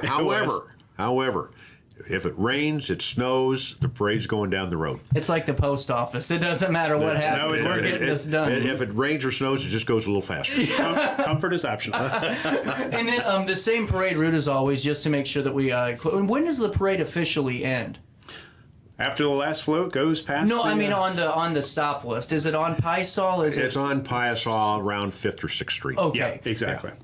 Really cool, because it's always unique to see the crowd, because there's always like a break point right before the end, and then at the end there's a little bit of a crowd left too, so it's always fascinating to see that. And I'm excited. Joe and I are going to have fun, and I'm excited to see what the judges come up with on their scores. Now, real quick, how do we judge again, just for the folks that maybe don't understand and want a little bit of information ahead of time? How does the judging work? We've got the 5 different sections within the parade: the senior youth, junior youth, organizations, family, and commercial. And each one of those sections we give away three awards. So first, second, third place, and then we have a best overall or best in best in parade award as well. Really cool. I'm excited. And they don't let me judge because I'm very biased all the time. Hey guys, thanks for stopping by today. I'm excited to see you on Halloween night as we get ready for another great parade. And the 107th Halloween parade. I got a little bit ahead of myself and a little bit behind myself when we started this conversation. But the cobwebs are out at 9:53, and we're going to have a spooky night out there, Halloween night, and we'll link everything on write-ups on RiverBender.com. Thanks for stopping by. Thanks for having us. For fantastic deals, head to Village Dispensary, where every day is a celebration. Start your week with 25% off dog walker pre-rolls on Monday. Tuesday, enjoy 25% off Dibs gummies. On Wednesday, enjoy 30% off Nevada pens. On Thursday, it's 30% off CQ sodas, margaritas, and more. Friday, enjoy 3.5 grams of Megatron by NGW and Cronuts number 4 by Paul Bunyan for $25. Visit villagedispo.com and shop now.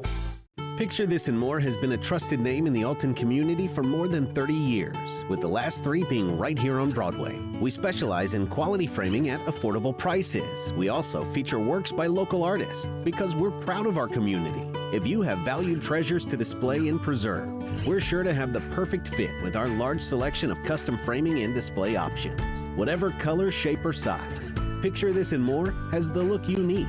Stop by today and let us help you with your next project. Do you need to declutter your space? Time to call me, the Queen of Junk. Since 1993, we have grown to be the leader in residential, commercial, and property management junk removal. At Sparks Junk Removal, we are eco-friendly. We recycle, donate, or repurpose items back into our community. Trash is our last resort to the landfill. Plus, with our all-inclusive service, our crews handle everything from labor to lifting and landfill fees. Give us a call or visit our website, sparksjunkremoval.net, to reclaim your space today.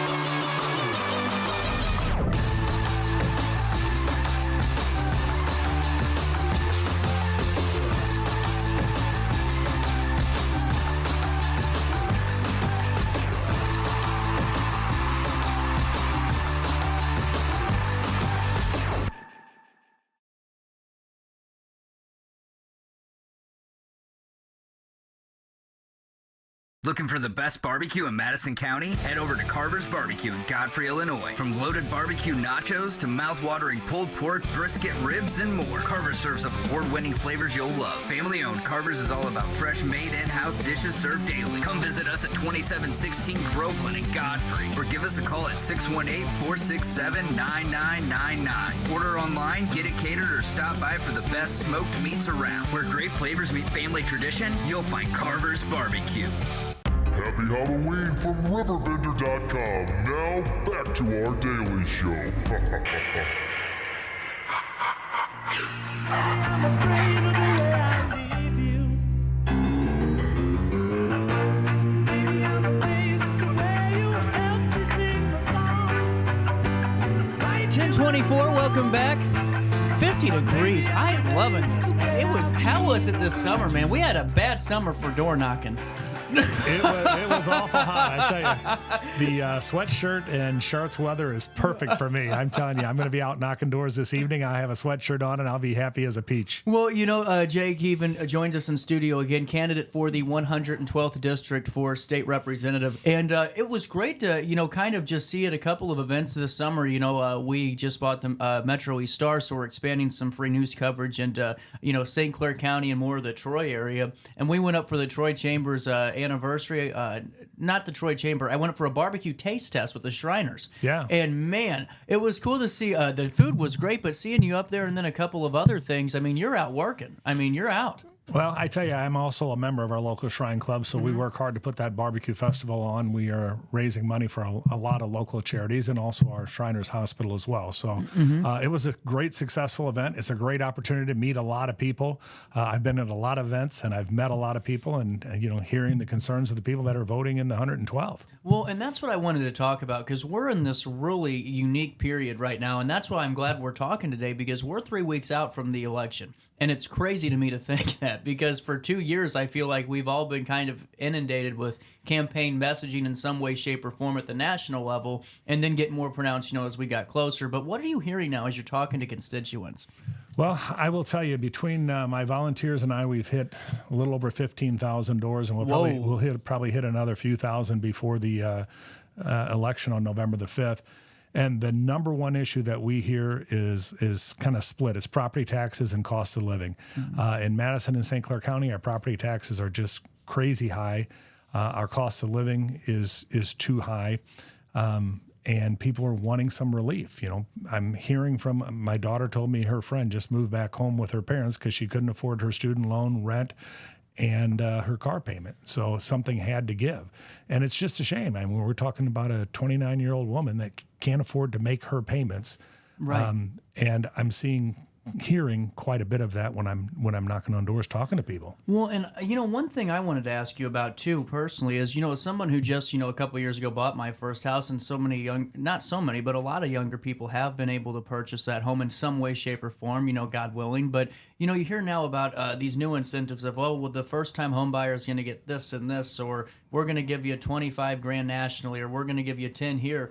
Is there any way that a state rep could help its constituents in their district just with incentive, for just being the responsible, everyday American that's paying their taxes, that's making sure that they're not defaulting on anything, that there's no liens on their property, that are being good neighbors? Because I don't know, there's something about this. There's not this motivation issue, because you see that you're working hard, and then somebody that maybe didn't put in the work that you have and really started grinding, they're getting these kind of handouts. Is there any conversations you've had with your constituents about that?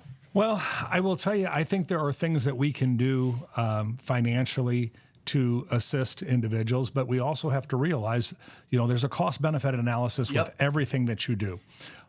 Case in point, this year, they being our Illinois legislature, passed a $53 billion budget that was signed into law by the governor. They passed that budget without one single Republican vote. Within that $53 billion budget, there was $1.1 billion in new taxes. There was also $1 billion going to people who are not Illinois residents. They're not even U.S. citizens. Right. So, we have to look at where we're spending our money. Right. Are we rewarding the behavior that we want? And it seems to me that we're not. Now, granted, $53 billion is a big number, and you can't convince me that there's not somewhere in there that we can have cost savings. There's not somewhere in there that we can't provide, child tax credits. We can't provide first-time homeowner assistance. If we start looking at some of the other wasteful things that we're spending money on. What are whenever you're knocking on those doors too, whenever you're having those conversations with the folks, and I'm sure that you were talking about cost of living, groceries are on the forefront of everyone's mind. I mean, Sure. I know folks, Jay, that are going to the grocery store now once a month because they simply can't afford it. I mean, and that's just kind of where we're at. And there's some people that don't want to take the quote unquote handout. But are they aware too of, maybe some of the other ways that maybe they could save, with farmers markets or some of the, like EBT opportunities that could, maybe be for a lower incomed individual that could help kind of alleviate some of that? Or do they not want that? Do they just want to be able to go to the grocery store, not have to rely on the government, and just have their bill be the same as it was a couple of years ago? Well, I have not talked with individuals about the farmers markets and those options, but I will tell you just across the board, the groceries being that much more expensive, and me personally, I can tell you 10 years ago when I had 3 children living in my house, we couldn't get out of the grocery store for under $100. Now I have one 17-year-old son, my wife and I, and we're not getting out for less than $300. Right. And you're talking triple price in 10 years, and we just have to stop with it. Now, the elimination of the 1% grocery tax, that sounds great on paper, but basically the state was collecting 1% on grocery tax and they were giving it back to local governments. So the state wasn't benefiting anything. They had to do the paperwork on that. They basically had to process that money and then send it back out to the cities. But what they turn around and do is say, okay, we're not going to collect that anymore. We're going to save you 1% on your groceries. But then they tell the local units of government, well, you can go ahead and install your own 1% tax across the board in your city if you need to make up for that grocery tax that you're going to be missing. So you're not really saving anybody anything. I mean, it's a gimmick. At best, it's a gimmick. At worst, it's just a shameful lie. So that doesn't help. If you're saying, I'm not going to charge you the 1% on groceries, but I'm going to let the local governments charge you 1% across everything, well, there's a potential that that's going to cost me more at the end of the day. 100%. And I wanted to come back to that here after the break. But before we go to one thing that I keep hearing about too is that there's, and I don't know if you've definitely have more of your hand on the pulse than I do, but there's folks that are saying that there's a lot of properties that are being purchased, not necessarily in this district, but in portions of, Missouri, Illinois specifically too, that are being owned by, one individual. That's almost, it's not a monopoly, but it's becoming to where one individual has decided that, we're just going to buy all this property up. Is that something that kind of concerns you with somebody having, maybe 50, commercial units somewhere, in your district that might not be doing any work to them or might be holding them to, maybe not allow another business or individual to try their entrepreneurial dream? Because it just seems like this conglomerate issue, it's not really in our district yet, but it's starting to happen in this Midwest, region where these buildings are just getting picked up, and farmland already has, but the building specifically. And I just didn't know if you've heard of that yet, or if you have any thoughts on it too. Well, I haven't seen it in Troy where I work, and I haven't seen it in Edwardsville where I live. Certainly, if a developer or an individual wants to purchase property and improve that property, we want to work with them as local governments. We want to, we're working very hard to improve our downtown in Troy. And if you come through Troy, you'll see all kinds of construction going on. So, we want to provide those opportunities for individuals. I think if you work with your TIF incentives and you do it responsibly. So in other words, that tax increment financing, if my building is being taxed at $1,000 a year, but I'm going to do an improvement and it's going to now be taxed at $4,000 or $5,000 a year, say $5,000. So now there's a $4,000 increment that wouldn't have occurred had I not improved the property. And that's the increment I think we should work with. This paying up front stuff, I think we shouldn't. I think we should look at, you pay your tax bill, you prove to me that you've paid your tax bill, the increment's $4,000, that's what we can work with to help refund that back to you. So I think, the TIF districts, if they're operated properly, they can help stem development without hurting the taxpayer themselves. As far as one individual or conglomerate buying up property, I haven't seen it. If they're buying up property to improve that property, to get businesses going, because somebody's got to run that business. If it's a commercial property, I'm okay with that. Now, if they're buying that property and they're sitting on it and they're letting it and they're doing just the minimum to get by and let it run down, I'm not okay with that. That's not helping anybody in the community. And, that's one thing I wanted to point out in our conversation today, too, is with your roles and just what you've done in your career. It seems like in our conversations, you really do have your hand on the pulse with so many of these, issues that could come across the state representative's desk at any time. And there's a wide variety of them. And what do you credit that to in your roles and what you've done in your career? What led up to really gaining just a little bit of this information to really know how all these processes work to really keep the ball rolling? Well, if you want to understand something, read about it, talk to people that have done it. No sense in reinventing the wheel. So my thought is most of it all boils down to common sense. I mean, in our Illinois legislature, we're not putting rockets on Mars. That's a good point. Yeah. Common sense should rule the day. Right. And we should be writing bills and we should be supporting bills that we can look at and discuss and have fair conversations on. With every bill comes unintended consequences. So weigh out the consequences. Again, right back to cost benefit. This is what it's going to cost the taxpayers. This is what it's going to benefit the taxpayers. Does it make sense to do it? And if it doesn't have a positive benefit to the cost, then we shouldn't be doing it. So I think it all boils down to common sense. It all boils down to listening and hearing. You can say we're going to have a conversation, but the whole time you're talking, if I'm thinking about what I'm going to say next, I'm not hearing what you're saying. So I think if you listen to people and you hear them out, and instead of thinking, well, I've already got my decision made, and be open with that discussion, I think you can come up with great solutions. And I'm telling you, I've said from day one, I'm happy to work across the aisle. I told Leader McCombie, when they were trying to recruit me to run for this position, I said, I am not your hard right Republican that's going to say no to everything a Democrat proposes. I'm the person that wants to work to solve problems. So I'm probably not the person for you. And Leader McCombie said, you are the person for us because that's what we need. We need people that are willing to work with others. Sitting there folding your arms and saying no to everything somebody from the other side of the aisle presents gets us nowhere.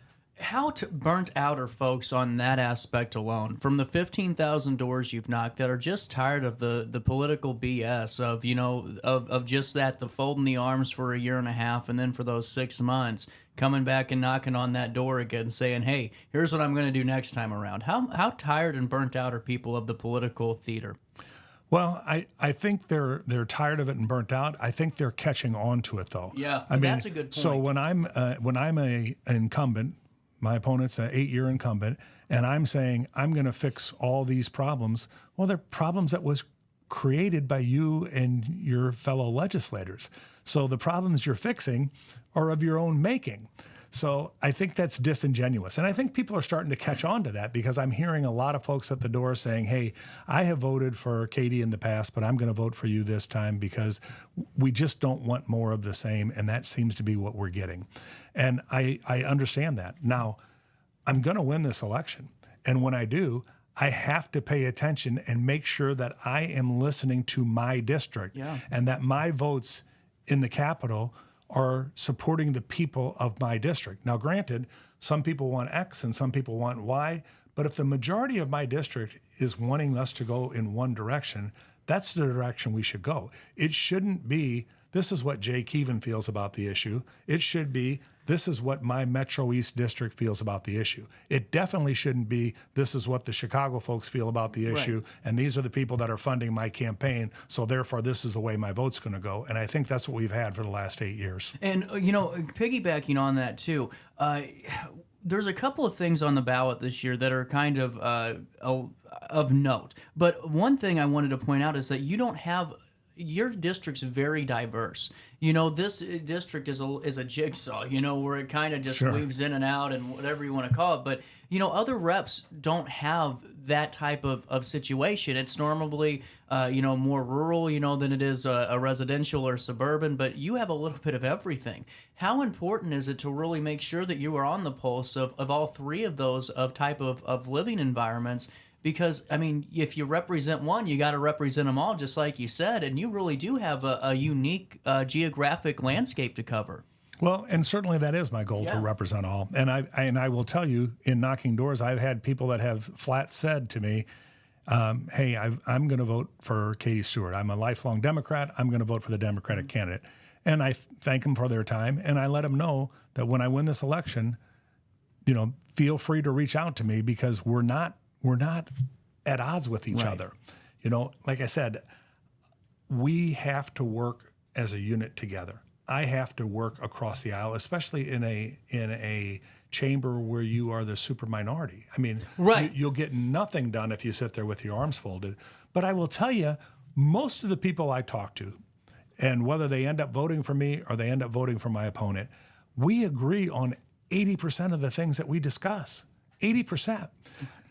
That's 80% friends. Right. What I'm hearing from some is that you're my 20% enemy. You know, if you're not far on the right or you're not far on the left to meet if you're not 100% in agreement with me, you know, I can't be supportive of you. Well, I will tell you, the person I disagree with the most in this world is my wife. We argue all the time. I've been married to her for 30 years. I love the woman. True. And we don't agree on everything.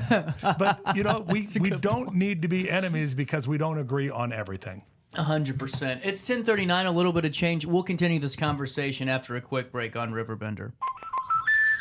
Life's better when you're under the American Family Insurance roof because they know your house is home base for their dreams. Whether it's a kid like me aiming for the big leagues, future rocket scientist, or a budding prima ballerina. When you feel totally protected, your family's free to pursue their dreams. She's good. Let's go. American Family Insurance. When life throws unexpected challenges your way, you need a versatile legal ally to protect you. Sean Lentz, with over 12 years of experience, is here to help you in a variety of avenues. From personal injury to criminal defense and even semi-truck accidents, Sean Lentz has your back. Don't wait. for the justice that you deserve. Call 618-465-8000 and see how Sean can help you today. No matter the season, Play It Again Sports in Edwardsville has the gear the athletes need to get in the game. Whether you're shopping for the newest sports equipment or saving money on quality used gear, Play It Again Sports carries what you need to maximize performance to get the most out of every swing, kick, stroke, or shot. We'll even buy your used goods, paying cash on the spot. We carry all the gear for all the sports all year long. We're your hometown sporting goods store. Play It Again Sports, conveniently located at 4 Club Center Court in Edwardsville. Ready for fantastic deals? Head to Village Dispensary, where every day is a celebration. Start your week with 25% off dog walker pre-rolls on Monday. Tuesday, enjoy 25% off Divs gummies. On Wednesday, enjoy 30% off Nevada pens. On Thursday, it's 30% off CQ sodas, margaritas, and more. Friday, enjoy 3.5 grams of Megatron by NGW and Cronuts number 4 by Paul Bunyan for $25. Visit VillageDispo.com and shop now. Picture This and More has been a trusted name in the Alton community for more than 30 years, with the last 3 being right here on Broadway. We specialize in quality framing at affordable prices. We also feature works by local artists because we're proud of our community. If you have valued treasures to display and preserve, we're sure to have the perfect fit with our large selection of custom framing and display options. Whatever color, shape, or size, Picture This and More has the look you need. Stop by today and let us help you with your next project. Ready for fantastic deals? Head to Village Dispensary, where every day is a celebration. Start your week with 25% off dog walker pre-rolls on Monday. Tuesday, enjoy 25% off Divs gummies. On Wednesday, enjoy 30% off Nevada pens. On Thursday, it's 30% off CQ sodas, margaritas, and more. Friday, enjoy 3.5 grams of Megatron by NGW and Cronuts number 4 by Paul Bunyan for $25. Visit VillageDispo.com and shop now. Picture This and More has been a trusted name in the Alton community for more than 30 years, with the last 3 being right here on Broadway. We specialize in quality framing at affordable prices. We also feature works by local artists because we're proud of our community. If you have valued treasures to display and preserve, we're sure to have the perfect fit with our large selection of custom framing and display options. Whatever color, shape, or size, Picture This and More has the look you need. Stop by today and let us help you with your next project. Do you need to declutter your space? Time to call me, the Queen of Junk. Since 1993, we have grown to be the leader in residential, commercial, and property management junk removal. At Sparks Junk Removal, we are eco-friendly. We recycle, donate, or repurpose items back into our community. Trash is our last resort to the landfill. Plus, with our all-inclusive service, our crews handle everything from labor to lifting and landfill fees. Give us a call or visit our website, sparksjunkremoval.net, to reclaim your space today.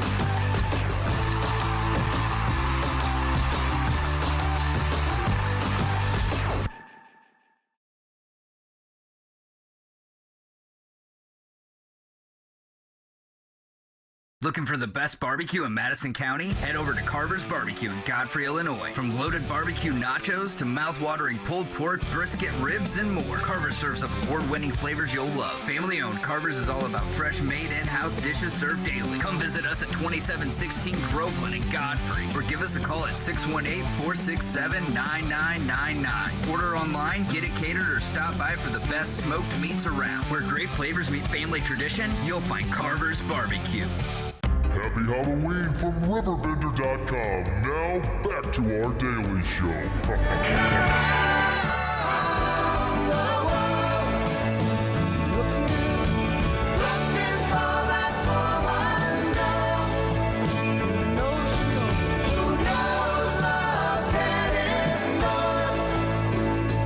And you know what way. 10:45. Welcome back. Candidate for state representative of the 112th House District, Keevan, in studio. Back to our conversation I wanted to talk more. We're talking more about just cost of living, and wanted to talk a little bit about the gas tax, because I'm going to be honest with you, Mr. Keevan, I don't understand how half of the gas tax breakdown kind of works and how it affects us really direct to consumers, and how it differs from driving across the river like we all do in Alton and getting that 30 cents a gallon cheaper gas. What is the gas tax, and fill us in on just the gas tax in general, if you could, for me? Well, in a nutshell, the gasoline tax is dedicated to, or should be dedicated to, our roadways. So obviously we want to have good roadways in Illinois, and I want good roadways just like the next guy does. Right. The issue being, some time ago, they passed a bill into law that says every July the gas tax goes up automatically. So it automatically increases. Mm-hmm. And my thought is, if we can vote on a budget every year, why can't we vote on a gas tax every year? Right. I'll tell you, a much smaller scale in the city of Troy, I do our budgets every year. We want to do roadway projects. And I would love to do 15 miles of roadway projects, but I can afford to do 1 mile of roadway projects. So we prioritize our list and we say, this is what we can afford to do this year. Now, if we were to say that, oh, well, we're just going to raise taxes as high as we need to do everything that I want to do, well, before long, we would run everybody out of the city of Troy. And because they couldn't afford to live there. Exactly. And I think that's what we're doing in the state of Illinois. And it's not just the gas tax, it's all the taxes. And just like you said, anybody that lives on the border with Kentucky or Iowa or Missouri, they're going across and they are filling up their tanks in other cities, in other states, because they can't afford to pay the additional in the state of Illinois. Well, and another thing, too, I wanted to touch on, because that makes, I don't understand why you couldn't just go back and vote on it. That makes no sense at all. And I never get by it, but that just doesn't make too much sense to me. Another thing that I wanted to touch on, too, is this Safety Act thing. So, every day I do top of the hour news, and we're reading stories about folks that are getting arrested and held. And what's I'm noticing is, and I've counted at least 5 in the last couple of weeks, domestic violence offenders that have not only, committed domestic violence, but we're talking aggravated domestic violence where they're choking people, they're, kicking them in the head, they're battering the victim, and then they're let out of jail to go walk the streets of the same victim before trial, and then going back to jail because they offended the same victim. They're going back repeat offenders before their trial even starts. And, I get this argument that we're starting to hear now, well, it's maybe the state's or the prosecutors aren't doing their job, or the judge isn't holding them, or it's this. What's causing this? Because this just doesn't make sense, to where you can have domestic violence offenders walking our streets and offending that same victim before the first trial even begins. Well, certainly that's it's problematic. When the bill was passed, the Safety Act, when it was passed, it was passed in the dead of the night, and it was extremely flawed. Now, I know that since then, the legislators have worked with the police chiefs, Illinois Police Chiefs Associations, and other organizations to try to clean up the bill as much as they can. So, case in point, the body camera for all police officers. That's a good piece of that legislation. And the state said, hey, we're going to help fund that for the departments that can't afford to fund body cameras. Body cameras make police officers and citizens safer. People behave better when they know they're recording what's every move. Right. So pieces of that work. A lot of pieces don't, and they have unintended consequences. So I think anytime you're tying a judge's hands, it's not a good thing. Right. So now, realistically, you'd have to prove that individual was a direct threat to another, which to me, in a domestic violence case, it should be kind of an easy thing to prove, to get over that hump, to say, hey, if this person is let out, they could be a danger to this individual. And I don't know why that would be happening, that they're releasing them. I get it. I understand the whole philosophy of, if a wealthy person and a poor person does the exact same thing, why does the wealthy person get to walk free and the poor person have to stay in jail and await trial? I completely get it. And I would have been supportive of the bill early on if we would have taken our time to to look at all of the actions and then all of the reactions. So the unintended consequences that come from that. So, I'm not saying that, hey, you got to get into somebody's pocket and take cash from them so that you can fund your system. That should not be how our justice system works. But I think we should have been more methodical and taken the time to craft a good bill that didn't need so many trailer cleanups to it. And going into that too, and that's why, I'm always glad to have candidates on the show when we're able to do this as, no one ever gets questions ahead of time, just a conversation, because folks get to realize that maybe the national stereotypes of a party, they go away whenever you have these conversations. And whenever you're, talking about, the Safety Act, the wealthy guy and the poor guy go in the same charge. The wealthy guy's out in, an hour and a half. The poor guy's there for 3 years, but not a lot of folks, hear that where it's, the premise of it is a good premise. It's just we did it the wrong way. And going into that, when you have folks that you're knocking on their door and they're maybe diehard, Democrats, or maybe they just don't support the Republican Party because of things that they decide to do nationally or what they perceive to do nationally, like abortion, what are those conversations like? Because I'm sure, they think, oh, here comes a Republican, until, you have that conversation and realize that we're just people. Well, and you hit on a perfect point. We're just people. Now, the folks that have said, hey, I'm a Democrat, I've been a Democrat all my life, and I'm 70 years old, and I'm going to vote for the Democratic Party, what I would say to them is the Democratic Party that you grew up with, that I grew up with, that was working hard for the working class, that truly wanted to have good wages and safe working conditions for those in the working force, so for the labor unions, that group is gone. We have gone so polar opposite in our parties. So the hard left, they're not supporting the working man like they did. And I would argue to the same token, the Republican Party that I grew up with is not the same Republican Party of today.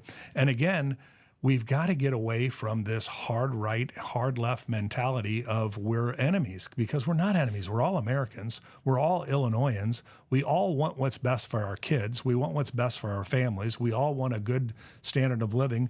People aren't asking for the moon. They're saying, hey, I go to work every day. I do my job. I'd like to be able to pay my bills, make a house payment, and maybe take a vacation once a year. They're not asking for a lot. Right. And I think that if we work together, and again, it would be a wonderful world if we did not have to run on one party or the other. But the truth of the matter is, it takes money to run a campaign. Right. So you have to have support somewhere. So you're choosing one party or another to run. Now, my values align more with the Republican Party. I'm a fiscal conservative, but I would call myself a compassionate conservative. I care about individuals. My dad, God rest his soul, my dad passed away in 98.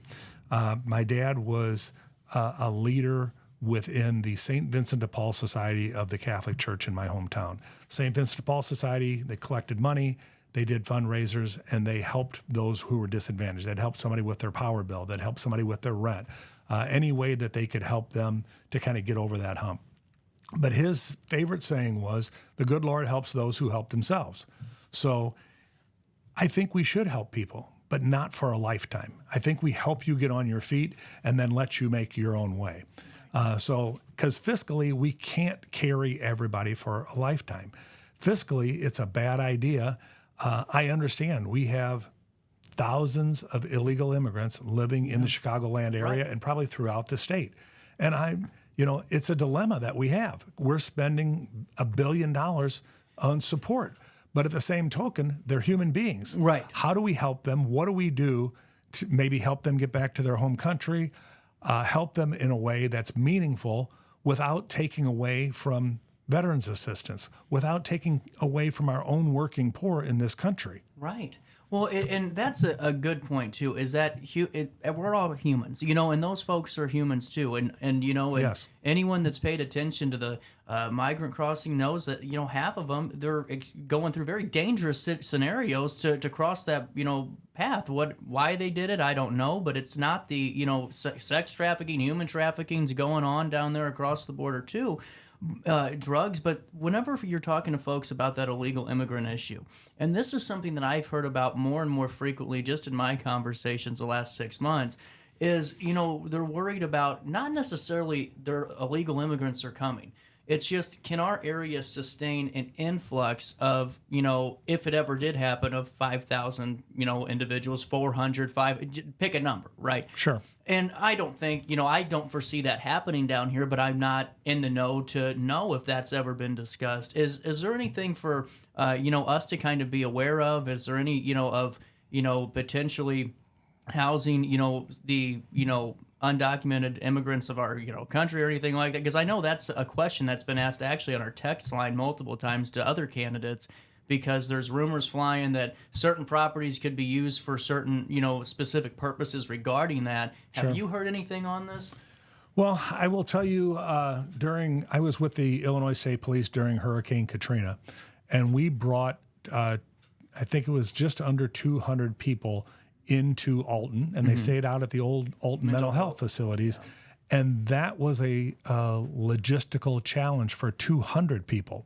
So if we have 4,000 or 5,000 people that we have to care for a period of time, I don't know that it's a doable thing without federal funds coming in to support us. And I know, like I said, I know what we're spending in the Chicagoland area. Right. And again, a big reason, we're not a border state, but a big reason that we're seeing this influx of immigrants into our community is we're a sanctuary state. Chicago's a sanctuary city. The governor of Texas, they were complaining they kept busing people up to us. In Texas, they said, hey, we can't deal with this anymore. We don't have enough resources to take care of the people that are coming into our state. So, all the sanctuary states, all the sanctuary cities, hang on, we're going to send you some people so that you can help them. Right. And, unfortunately, we are in a position that, what do you do? Now, I think cool minds and cool heads and people that don't want to sit there and argue back and forth and say, oh, well, to heck with them, we should give them nothing. Well, you can't take 40,000 people and give them nothing and expect that if they don't understand your language and they're on the streets of your city and they have no resources whatsoever, well, what's going to happen? Your crime rates are going to spike because people have to survive. But there has to be an answer to this that's beyond just continuing to write the checks. And it seems to me like that's what our answer is. Let's just keep throwing money at the problem, and never solve the problem. And just to follow up on that too, so is there any drastic, is there a direct effect yet on Madison County in terms of, ever worrying about, having to intake, an X amount of people at any given time? Do we have to worry about that, or is it just our funds being, more derivative to the migrant crisis that is in Chicagoland? Well, I think it's probably the latter. Okay. I don't know that we're going to see that influx into Madison County. Okay. Again, I'm not an expert in that field, and I certainly don't know what the plans are in the Chicagoland area, and I certainly don't know what our governor may or may not do as far as migrants go. It's in my mind's eye, it's probably possible that we get a number of migrants in this area, illegal immigrants sent to Madison County.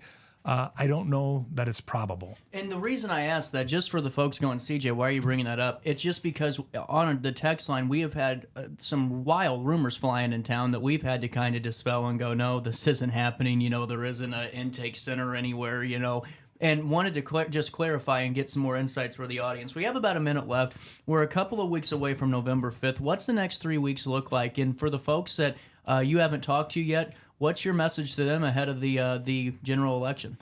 Well, plain and simple, my next few weeks are going to be spent, I get off of work at 5 o'clock and I knock doors until it's dark. Saturday and Sunday, I knock doors. So I don't have much of a social life. Matter of fact, I would say I have zero social life, at least for the next 3 weeks. The message that I would like to get out to people is that I'm your common sense candidate. I'm an individual that's willing to work with others. I think we should be fiscally responsible. I think there are ways to address our budget crisis. The mess wasn't made overnight, so it's not going to be fixed overnight, but I think we can make some positive steps, one of which I think we need to rein in some of our spending. Again, when I was with the state police, I can remember in a senior command position, and I'm not sure, it might have been the Edgar administration, where we were told, hey, you're going to have to cut 8% off of your budget, not your personnel, but 8% off of your operational budget minus personnel. And guess what? We did it. There you go. There's no choice. You do it. Now, you prioritize. What are the things that we can get by with not doing? Where's the fluff within our agency?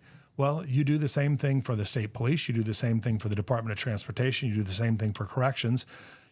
There's nobody's budget right now, I don't believe, that is so razor thin that we can't cut out some of the wasteful 100%. spending. And I think we can do that. 100%. And Jay, thank you so much for stopping by. I want to just say something to break the fourth wall here. I had my phone dinging like crazy between the doctor and all that, but also the fact that for the first time ever, I was moving quick. So I typed in Jay Keevan.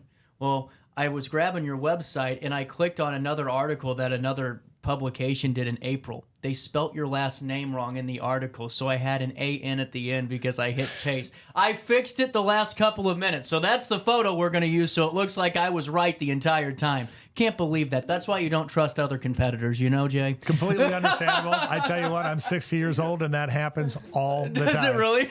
People pronounce it Keevan, like a van, like a driving van. Seriously, thanks so much for stopping by. Best of luck ahead of the 5th, but really just great to hear your insights, and good to know that, as much as the crazy media wants to tell us that, we're all against, polar opposites, it's great to know that we really aren't, and that, it's just about, moving Illinois forward and the 112th District forward, too.